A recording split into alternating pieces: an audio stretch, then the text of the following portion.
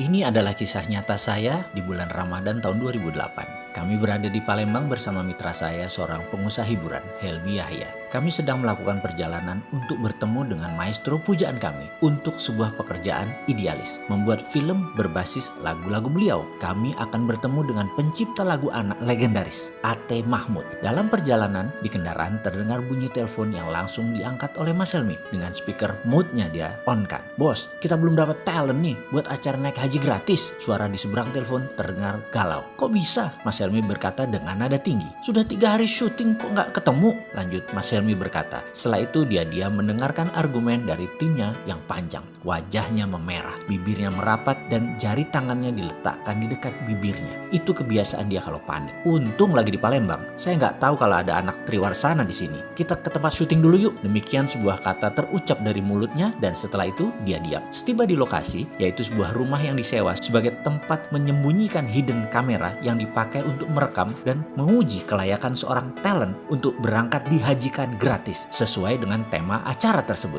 Mas Helmi memiliki standar yang sangat ketat. Seseorang tersebut bukan layak dihajikan gratis, bukan karena direkomendasikan oleh orang lain, tapi harus lulus tes. Ini memang memakan biaya, memang memakan waktu, tapi inilah kesempurnaan yang menjadi cirinya. Mana data syuting talent hidden kamera yang kemarin-kemarin? Katanya lagi. Dalam sekejap dia menyaksikan video rekaman-rekaman para talent tersebut dites berbagai cara tesnya. Dengan hidden kamera kita memperhatikan Ustadz ini, Bapak Anu, ujung-ujungnya tidak ada yang layak. Lalu saya disuruh menilai. Bosman, kamu lihat tuh yang dites pas sebelum Jumatan, 2 Ustadz. Mas Helmi keluar dengan muka merah. Saya turuti perintahnya dan menyaksikan. Biasa kami menggunakan penguji si Rini, spesialis pengujian. Cantik, dewasa, anggun, lengkap dengan jilbab dan aura kerendahan hatinya. Dia melakukan aksi ujiannya di depan Ustadz yang dimaksud. Dia datang jam 11.30 lalu berkata, saya ada masalah dengan perkawinan, saya ada masalah dengan suami saya, dan seterusnya. Dia bercerita sangat meyakinkan. Sang Ustadz talent tadi yang sedang diuji mulai berdalih,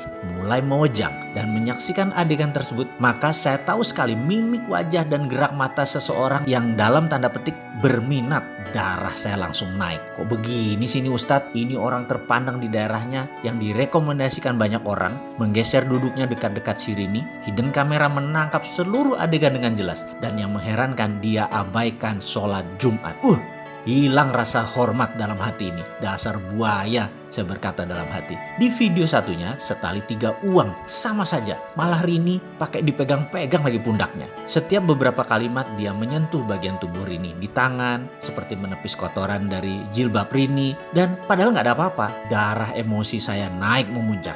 Gile nih, sama aja, dasar bandot semuanya. Saya mendadak sangat marah. Sebagai pria, tahu banget niat laki-laki macam itu. Emosi saya naik. Saya keluar ruangan. Mas Helmi nafasnya turun naik dengan cepat. Gila nih, besok naik tayang jam 4 sore belum ada talent. Di mana Rini? Lagi ada talent Pak, deket sini Pak. Demikian seorang staf Triwarsana menjawab. Nih lagi kita tes, live tuh di ruang belakang. Bergegas kami melihat seluruh kru berharap-harap cemas. Mukanya semua tegang. Jauh nggak dari sini? Saya bertanya. Enggak mas, paling 500 meter. Jawaban kameramen Triwarsana. Siapa dia? Saya tanya. Dia guru bahasa Indonesia. Kalau sore ngajar ngaji. Demikian komentar staf Triwarsana. Dalam monitor terlihat seorang bapak sedang duduk kelelahan. Dia habis ngajar ngaji. Di masjid masuklah Rini. Dengan gayanya yang meyakinkan dia berkata, Pak, saya ada anak usia 8 tahun, kelas 2 SD. Saya sudah tidak kuat merawatnya. Dipotongnya kalimat tadi ditambah dengan emosi. Nakal banget Pak dia. Saya mau buang aja. Saya mau kasih bapak aja. Saya udah gak tahan ngurus anak itu. Si Rini menyelesaikan kalimat dengan muka memerah dan membetulkan jilbab sehingga lekuk tubuhnya sengaja yang berbentuk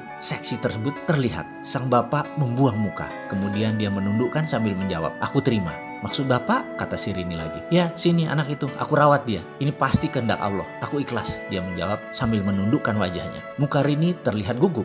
Boleh saya serahkan ke bapak anak ini hari ini? Rumah kami jauh Pak, di 7 Ulu. Rini menambahkan bobot ceritanya. Sang bapak memiringkan pantatnya, di rogoh sakunya ada uang ribuan berlembar-lembar, kira-kira 15 lembar. Dia berkata, uangku hanya segini, diberikan ke Rini semuanya. Kamu ambil angkot, bawa anak itu kemari, tuturnya dengan santun.